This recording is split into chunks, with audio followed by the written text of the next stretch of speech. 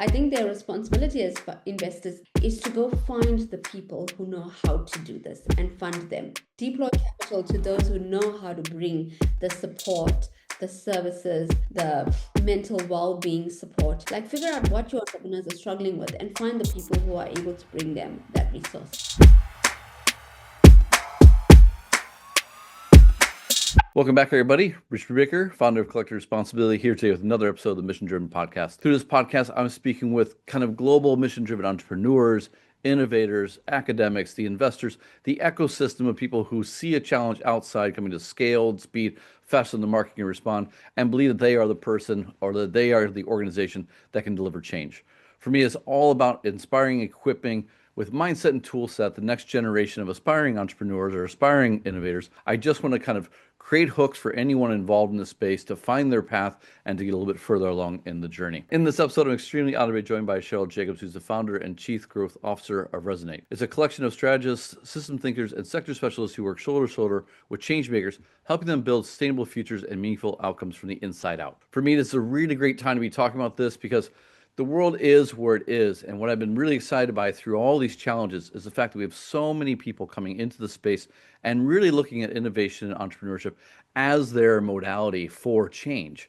But a lot of capacity needs to come in, no matter if you're just coming through the idea stage or you're actually scaling up and you have 3, 5, 25, 125 employees. Like at each stage, we need more support, we need more capacity. And so I'm really excited to have Cheryl here join us, talk to her about her insights and experience, both in the traditional sector, but also herself as an entrepreneur. So Cheryl, thank you very much for taking the time to join us. Oh, hi, Rich. Hi, everyone. It is so awesome to be here. Thank you for having me. Well, as a starting point, we always like to ask, who are you and what's the mission that you're on? So my name is Cheryl Jacob. I live in South Africa. Maybe just to share a little insights about myself, I'm probably a generalist, as most people will eventually become at some point. So I studied environmental science, kind of transitioned into development, had a journey in the nonprofit sector, international nonprofit sector, and then found myself in impact investing, and now I'm back in entrepreneurship. I'm currently heading up Resonate. We do, as you mentioned, we do quite an interesting work currently in South Africa, but across the continent with a few clients as well. And the mission that we're on is to specifically work with work in the social impact sector, working with social entrepreneurs. So we're very niched in that we work specifically with social entrepreneurs. And we really, if it's a thing that makes us jump out of the bed, it's like, how do we help them become sustainable so that they can have enduring impact and that we can actually find that living the duality of doing profit work that drives purpose work is a possibility. And so my team and I, we're actually on a mission to solve for that and prove that that's a possibility. Okay, social entrepreneur. Does that mean for profit? Does that mean nonprofit? Does it mean you don't care? Because the traditional definition was we're a nonprofit but with a business model, therefore we're better, ha ha ha. But in reality, I view mission-driven entrepreneurship as like the happy medium in terms of terminology. But who are you working with? What kind of organizations? And what's the challenge of sustainability that they're facing right now? We work within a hybrid, especially in South Africa. We don't have the regulations that allows for you to be a social business, unfortunately. So we have a number of organizations who work in that hybrid structure where they do a lot of their purpose work through a nonprofit, and they have a very profit-driven business model on a PTY side, on a company side, and then there's a symbiotic relationship between the two. It's just that the structure is just so that, it's operational. But yes, for all intents and purposes, mission driven is really who we work with, mission driven entrepreneurs. Awesome. Speaking of drivers, what drew you to the field to begin with? You have a history of large NGOs, but you mentioned you've been an entrepreneur. You went back. Like, what drew you initially into the field, and why focus on social impact or on the social side? I started Resonate with this intent. I had worked for so long on the continent and had seen that organizations have credibility, they have legitimacy, but they don't always have the capacity to well represent themselves. And so I was working in the policy advocacy space. I found a very specific problem and I set out to solve that. So when I started Resonate back in 2014, I was actually solving for that. How do I help these organizations have the capacity they need from an organizational institution kind of formalization perspective, that when lobbying governments, they actually take you seriously. I think I started at some point also, I worked in the program funding team for Oxfam. And so you're constantly writing proposal, meeting donors, and developing a database. And I don't know if anyone's ever worked in the funding space. It's such a interesting space because you need to raise funds to do this amazing work, but you also just sell your soul in some ways and contort into these different shapes to kind of fit what the funders need you to be. And I think I was just getting really tired at a point. And I went to the leadership team and I said, I actually think social entrepreneurship is the future. Of course, everyone looked at me back then like dazed, like, oh gosh, what are you? About? And I said, I really want to go study this. I think I want to go study. Can you guys send me to study social entrepreneurship and get like to grips as to what this is? And they said, no, we can't see how this is aligned to our work. But if you self-fund, whatever you learn will allow you to tinker on the inside. So I was like, okay, fine. Let me do that. I did that and realized like, oh, okay, there's interesting models here, but I can't do it inside big institutions because I think for anyone who works inside these beasts of organizations, to get the yes for it slows you down. And so it just made natural sense that I would start resonate and figure out how do I bring this and how do I bring the thinking to these organizations that I previously was working with. And so that's really where it all started. I just want to back up a little bit to the fact that you think that these organizations are big, they're meaty, they're hard to change, but still you decided to leave versus trying to figure out a change, even though you had, say, willing stakeholders who would allow you to tinker with whatever you learned. I mean, you could have brought anything back and said, "Hey, I'm just tinkering." So why did you spend much time trying and just like, look, this is not going to work, or did you come back and immediately recognize like, no, outside's a better place for me? Oh no, I stayed a while actually. I stayed inside, I tinkered. I was running a fund. So I waited for that fund to for that round to end. And when that round ended, I exited with the with the round really. So no, I stayed in and I tinkered as much as I could. But even with what I was tinkering, to get the yes for a lot of it was work in and of itself. And sometimes it takes away the creativity and the innovation. And I think for anyone who's probably an exec in an organization, you know this. Like you could have a great idea, but the processes, which is necessary, don't get me wrong, then they're necessary, the approval structures, they're necessary, but they do slow innovation down. The happy place is, when you can have really good innovators coming up with great ideas, and then you have a progressive leadership who understand that processes and procedures are there as guardrails but they're not cast in stone.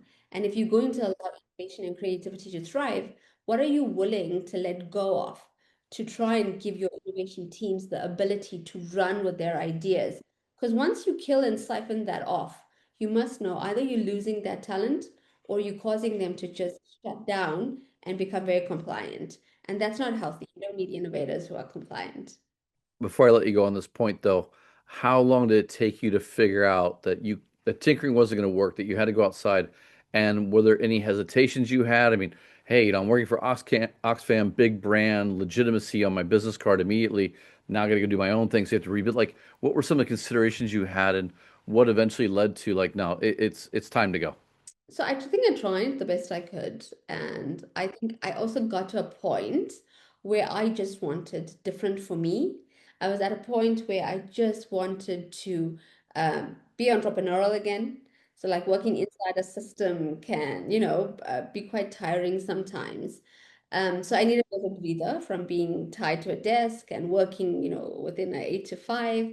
And back at then, my ex-husband, my now ex-husband, we were scaling. We were entrepreneurs, like I said, we were selling jewelry and we were scaling the business. And I then said, I will come help you scale the family business, and then I'll launch the consultancy at the same time. And I should be able to do both, but then I'll have the flexibility and agility to kind of just tinker while I'm doing. I know that we have steady income, and I think let me double click on this, how important this is for entrepreneurs. I think a number of entrepreneurs or those who feel like they want to be called to entrepreneurship, they think you just quit your job today and then tomorrow you start. You don't do that. You transition into it. You make sure that you have some kind of steady income or at least a side hustle that you're building is replacing the income that you need because you find yourself in this place and you realize, oh, this is not that easy. And then you run back to corporate. But you go there a lot more delusional about what entrepreneurship is. So that transition is very important, like making sure you're setting yourself up. And so for me, that it was easy to just walk out of a fund which had ended. And obviously we had a family business that, kept us going, which also gave me the opportunity to be obviously a separate entrepreneur with a separate business that I could launch because we had a business that was thriving. And so it's really important to have that. And I think not just for financial stability, but for your sanity, because you can't create and you can't do new things when your mind is so stuck on survival mode, when you don't know where you're going to, how you're going to pay your rent and your utilities. So you actually need that peace of mind. So if you're ever an entrepreneur out there and this sounds sexy to you, please, like it absolutely is. Freedom is amazing. Agencies like gift, but you must make sure that you're taking care of, your bare minimum. I mean, I would caveat that by saying you can wait a few years, but at the same time, like you definitely need stability. Like at some point, like you can have a savings that you're willing to draw down, but there's a cost to all these decisions. And I feel like that's where a lot of founders kind of, you're 5 years in. I'm working with one right now, is 10 years in, not financially stable, but built an amazing organization. And I'm like, wow, like we got to get you stable because otherwise you can't make the right decisions for the organization. And I think there's a lot of, work to be done in the ecosystem around how are we supporting these entrepreneurs? How are we making sure that if they are building organizations that are, built to last, can we make sure the founder is lasting too?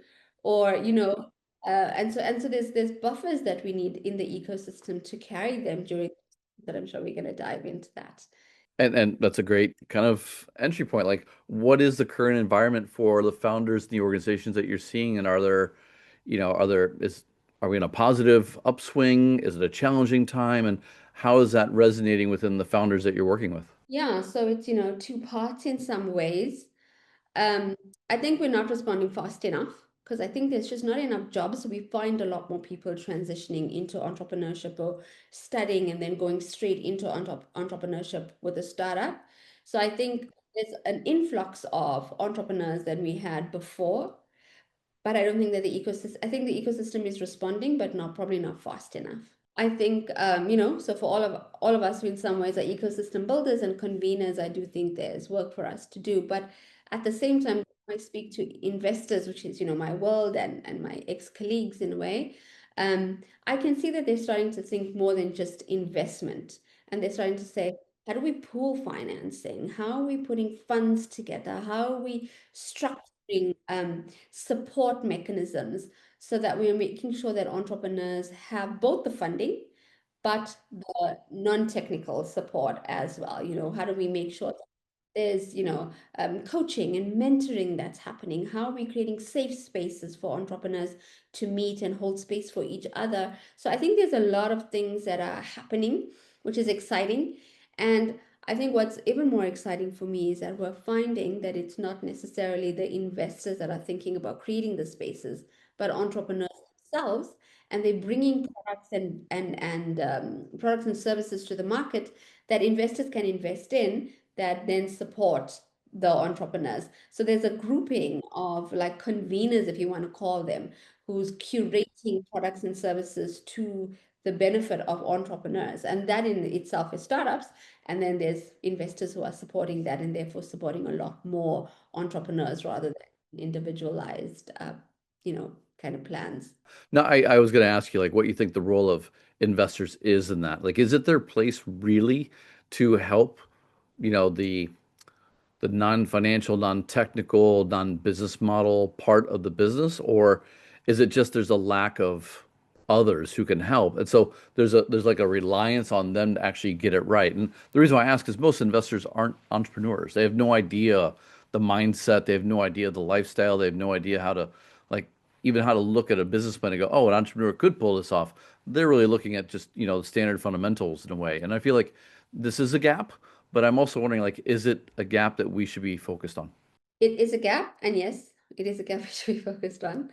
I do think that it is the responsibility of investors, to be honest, just being one myself. But I think it's how it gets done. So I don't think it's the responsibility of the investor to be the implementer of non-financial support because their job is to deploy capital. And they need to understand what's happening in the ecosystem, where are the gaps, and then you deploy your capital to solve for the pain points that's in the ecosystem. I think that's where, investment is then really valuable. So I do think it is their responsibility, but I think it's their responsibility then to find those in the ecosystem. So, you rightfully say they're not entrepreneurs. It's very few that you would find in my case where I've gone a journey through working inside organizations, stepping out, being entrepreneurial with your partner, then starting your own entrepreneurial journey, coming back into a system, deploying capital to those same entrepreneurs. And so I deploy it differently because I felt the need, because I myself love that journey.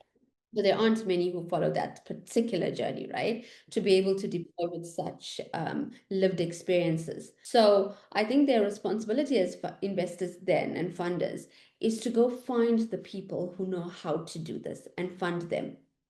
Deploy capital to those who know how to bring the support, the services, the mental well-being support if that's what's needed. Like figure out what your entrepreneurs are struggling with and find the people who are able to bring them that resource.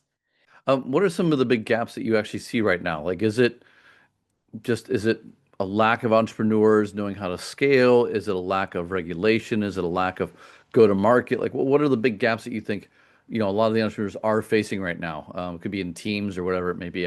I'm curious, like within the space that you're working at, are there some commonalities that are kind of ubiquitously missing, or is it really dependent upon the sector that they're in, the specific, region that they're in within the continent? How's that playing out? It's a few things. So I think it varies. I think each entrepreneur, as you know, there's no two that are the same. So I think some of them have very individualized issues. Like, you can get somebody in the renewable sector who's trying to figure something out, and then there are no regulations. And so they're so contrarian and they're so new and maverick around things.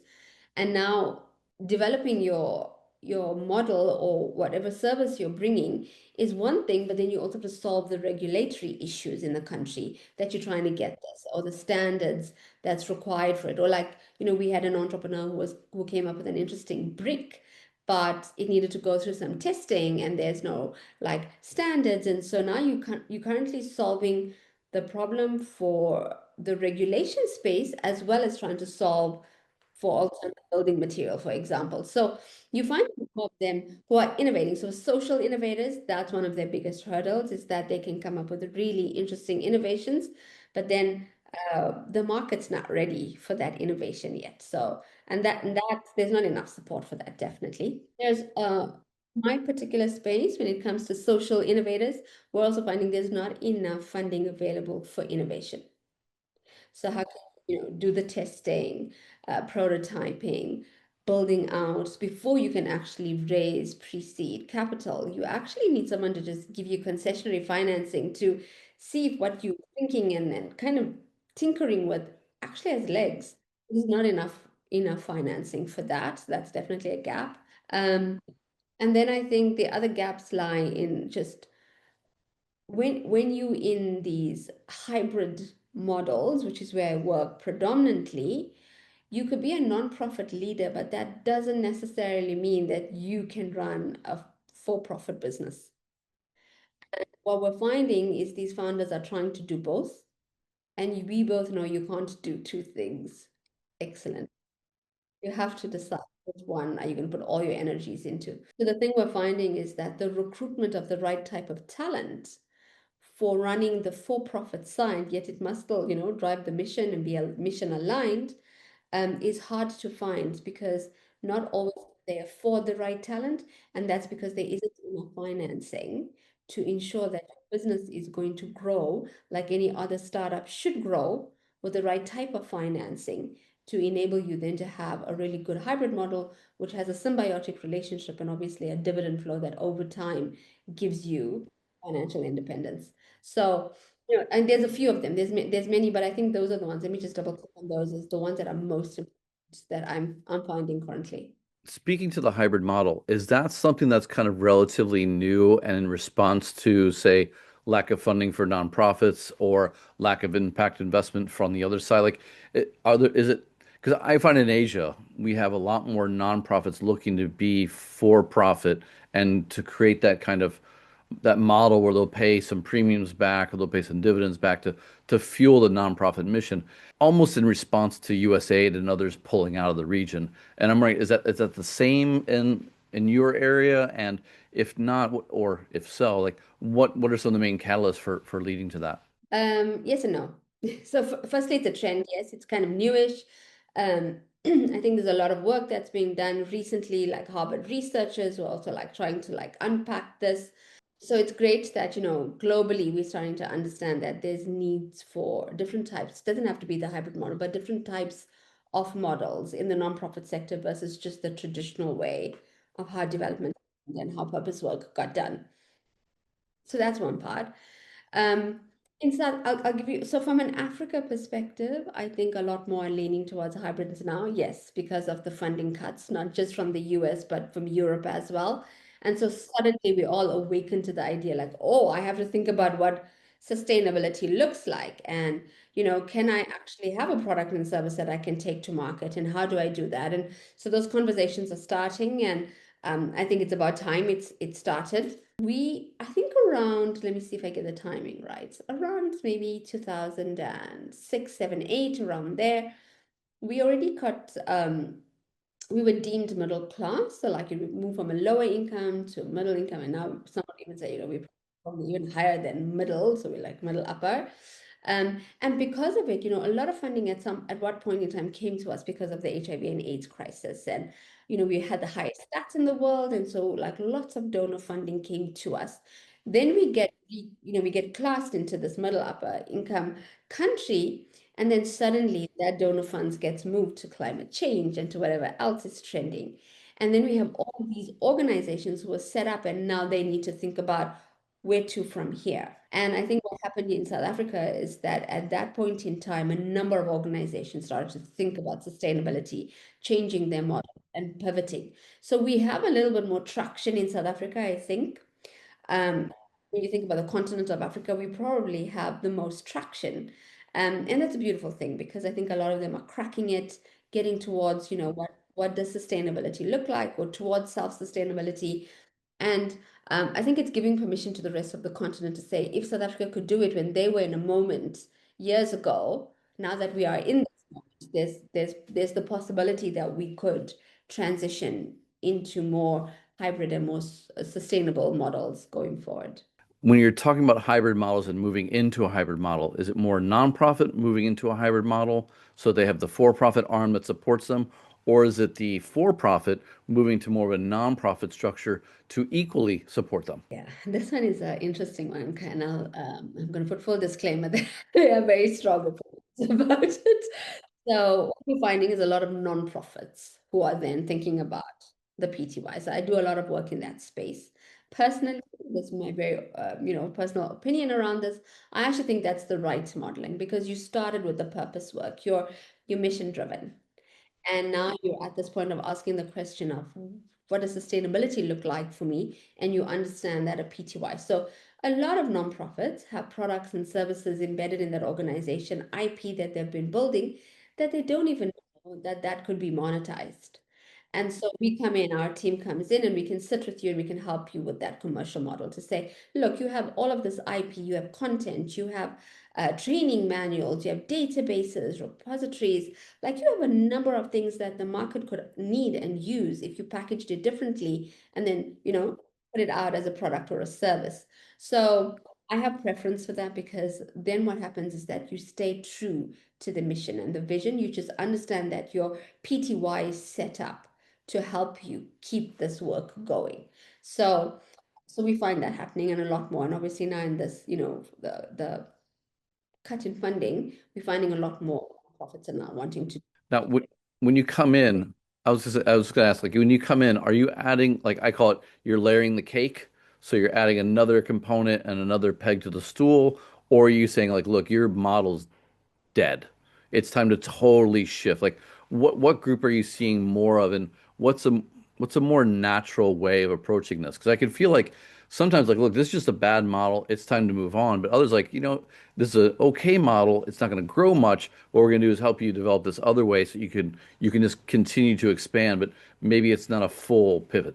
Most times when we get called in, we're going in to kind of look at, if you want to spin out a for-profit, let's go look at what do you have that you could monetize in there. Let's look for revenue models. Let's look at, is this going to be a sustainable hybrid model? So a lot of the times going in there, with curiosity, just to go see what do you have. Um, Whilst we take them through, and we take them through a very specific framework that we've developed, taking them through that framework, sometimes the lights go off and they say, oh, actually, now that we see this, our model is no longer serving who we think it should serve. So yes, some change needs to happen here. So they'll do the necessary pivots that needs to happen. I think fundamentally when we go in, we want them to keep the mission front and center. We want that purpose, the vision that you set this nonprofit up to remain true to you. So we always say this, the goal you hold hard onto. The plans you hold loosely onto. So you can let that go if it's no longer serving you. But the goal is a non-negotiable. You set out whenever you started to do that thing in the world, you think that is how change will happen, you hold fast to that. Everything else, hold with a very loose hand so that you're able to stay agile. And so we find that a lot of them stay true to why they started. That pain point, they're married to it, and that's great. They should be married to that pain point, but the solution, can change as the context requires you to. So so to your point, it's not always like, putting new things in. It's really just saying, let's just go back and think about given what we have now, the resources we have now, how do you best still achieve that goal? Sometimes it's just come out on a for-profit.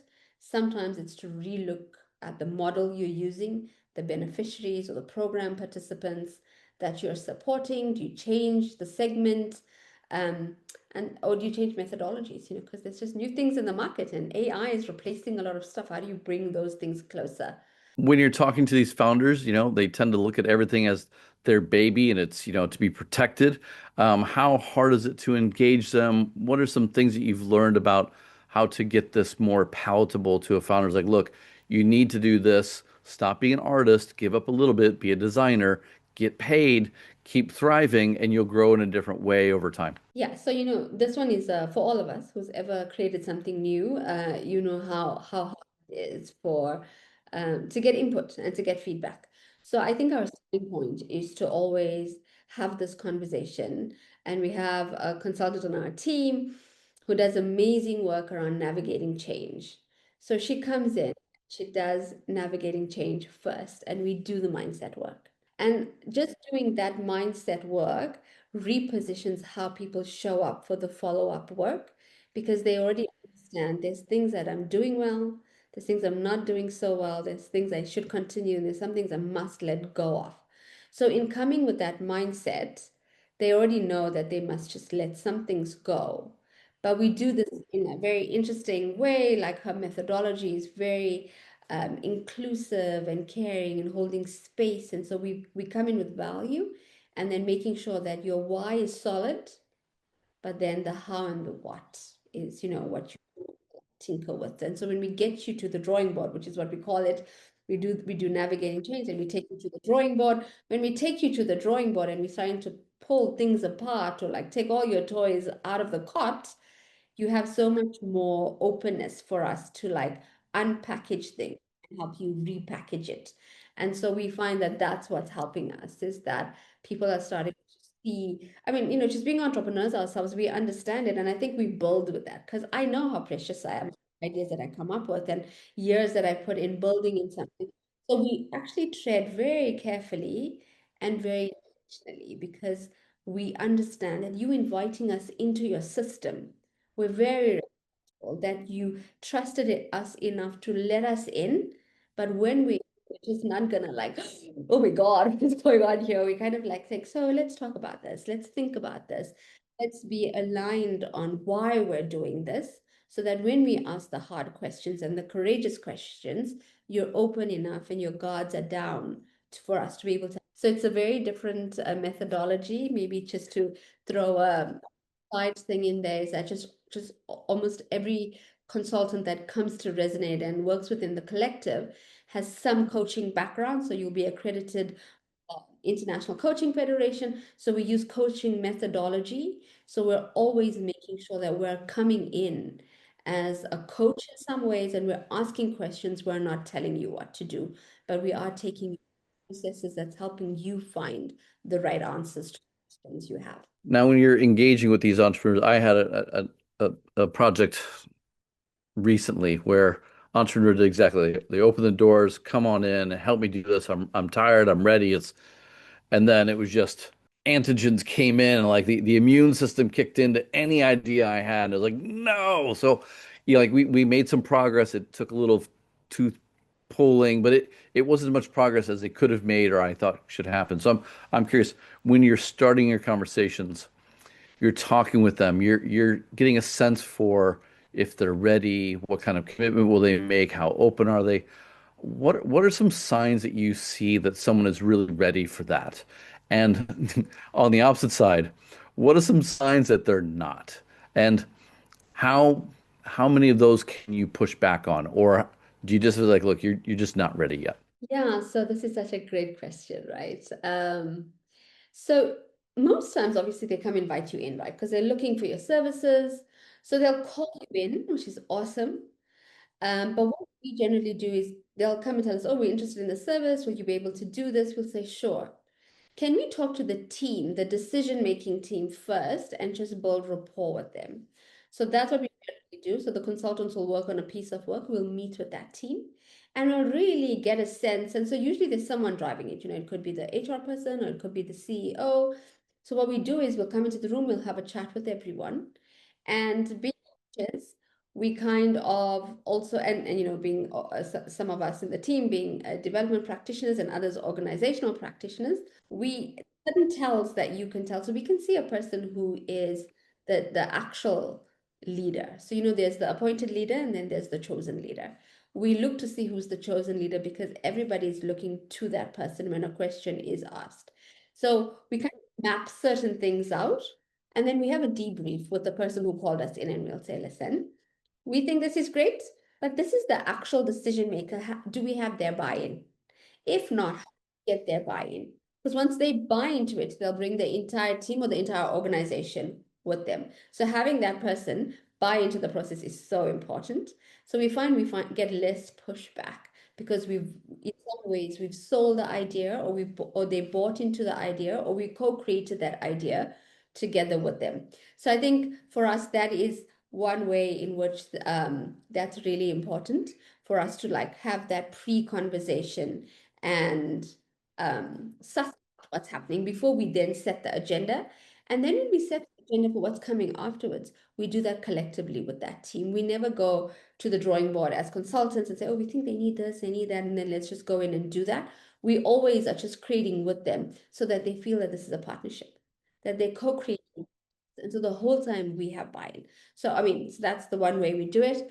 But even when you do get into these meetings, you get pushback. You just get someone could have looked at them in the wrong way. You could have said the wrong thing. You could have used a word that you didn't know was not a safe word in that room. And then suddenly you've triggered someone. So I think having intuition that guides you is so important when you can sense it. Because then you find ways to have touch points with that person, see if they come along. And sometimes you can also just see this person has shut down. And then you can, we've taken you as far as we can. And now here's some things that you can take forward as a team. And if ever you need us, you'll call us back. But we think that you're very capable of this next phase.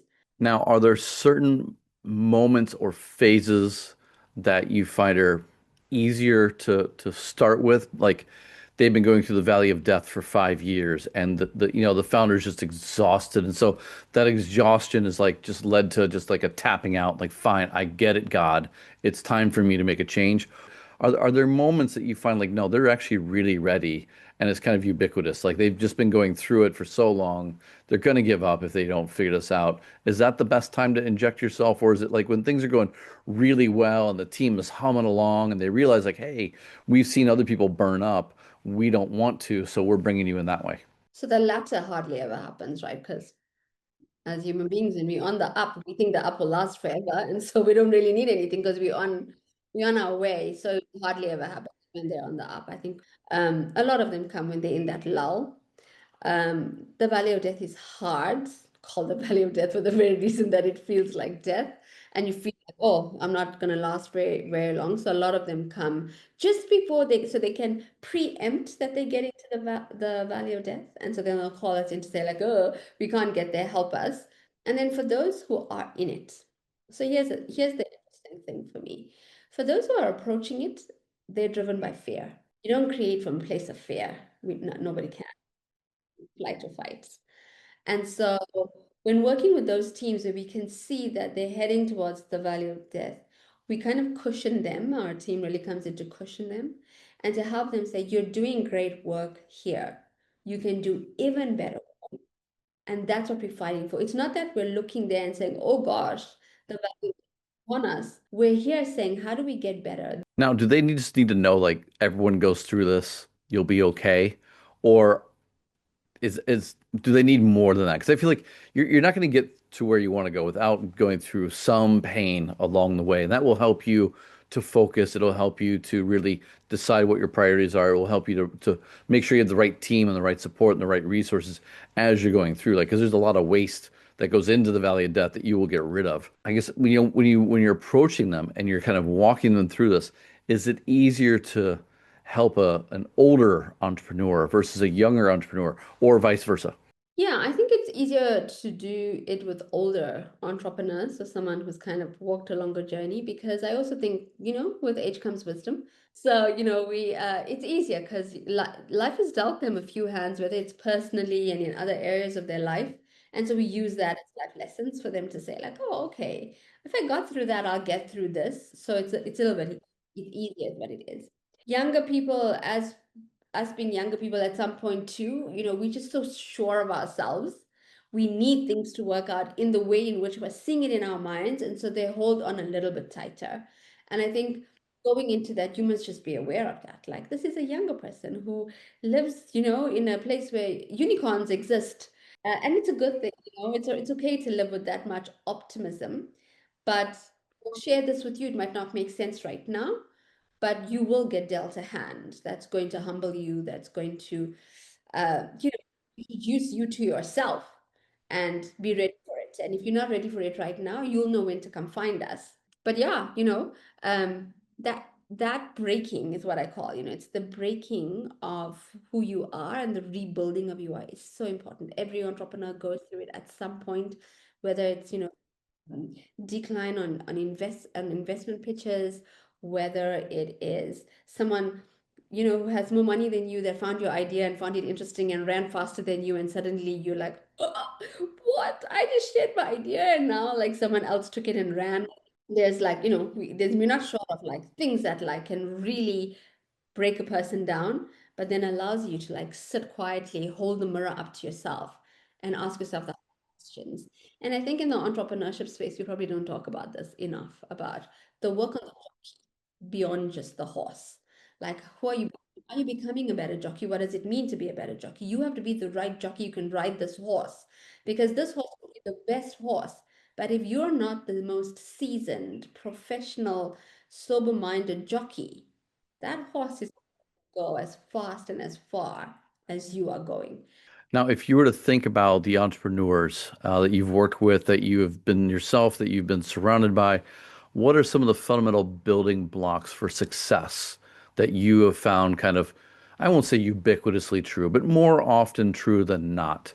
What does it take, in the mind or in the team or in the tool set or in the vision that makes it work or gives the highest chance for success? The understanding that you don't build things alone, that you cannot build anything worthwhile alone. And so partnerships are absolutely critical. For most entrepreneurs that I work with, if you don't have a co-founder, I worry. Because having a co-founder means it's like a marriage. You have someone to solve with, you have someone to vent with, you have someone to do this thing with so that you don't feel alone. Our fundamental needs as people is love and belonging. And when you have a co-founder, those things generally become non-negotiables. They will love you because you both love this idea and started it together. and you'll always find belonging with them. And because you have those fundamentals met, you'll go to war with that person. So I always think that, doing things in partnership is so, so critical. Um, have someone that you can journey with. And then based on that, and how you raise your funding, you can bring the right team and the right talent to you. So that's for me, at least a team of two is the starting point. And then, having really honest conversations. So when we coach, we make sure that the co-founders are fully aligned, values aligned, your goal aligned, you kind of know where you're going and you can hold each other accountable. That level of integrity is so important. And then I think other fundamental building blocks is really about starting with the end in mind and thinking, where do we want this to go? And then track yourself, backwards and make sure that you keeping true to that. So constantly do the reflection, the zoom in, zoom out. I think a lot of founders start things and something will go wrong, but they don't do the postmortem. They don't do the reflection. So you're not learning. How do you become a lifelong learner? Everything that either works or doesn't work, let's do a postmortem. Let's understand it so we know what to take forward and what to leave behind. And then just growing in your leadership. If you're really going to grow something that you want to scale, you have to become the person who can scale this. So are you putting the systems and processes in place? And then how are you leading teams so that you can keep strategic focus and the implementation work, you can still let others do it. But that means you're growing in your leadership, you're multiplying leaders in your organization who are self-starters to do what needs to be done while you're taking the organization to where it needs to go. And I think a lot of organizations don't start with that strategy. They're just very reactive, chasing the financing and not always chasing the strategy. So the strategy doesn't follow the money. Like, must be the other way around. The financing must look for the strategy, find alignment, and finance you to where you're going. But if you're doing it in the opposite direction, you're going to burn out. The valley of death is an inevitable place for you.